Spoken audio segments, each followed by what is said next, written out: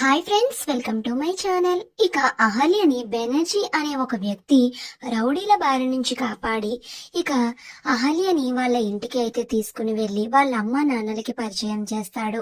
ఇక అప్పుడు అహల్య, నేను మీకు ఏమీ కాకపోయినా నా కోసం ఎందుకు మీ ప్రాణాలకు తెగించి నన్ను కాపాడారు అని అయితే అహల్య అడుగుతూ ఉంటుంది. కాపాడడానికి సంబంధం అవసరం లేదమ్మా, నిన్ను చూస్తే నా చెల్లిలాగా అనిపిస్తున్నావు అని అయితే అహల్యని బెనర్జీ అనే వ్యక్తి వాళ్ళ ఇంటికి తీసుకుని వచ్చి అహల్యకి ఆశ్రయం కల్పిస్తాడు.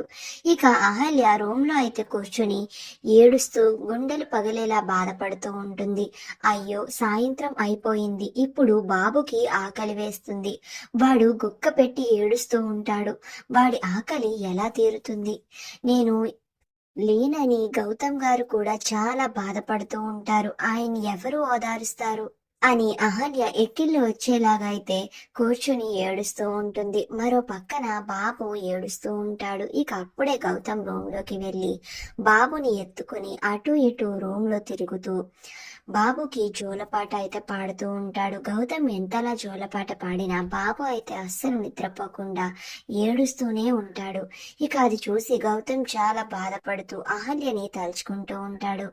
మరో పక్కన అహల్య అయితే బాబుని గౌతమ్ గారిని ఇద్దరిని తలుచుకుంటూ బాధపడుతూ కుమిలిపోతూ ఉంటుంది. మరి అహల్య గౌతమ్ ఎలా కలుస్తారు, నెక్స్ట్ ఏం జరుగుతుంది అనేది నెక్స్ట్ వీడియోలో తెలుసుకుందాం. వీడియో నచ్చితే తప్పకుండా సబ్స్క్రైబ్ చేయండి.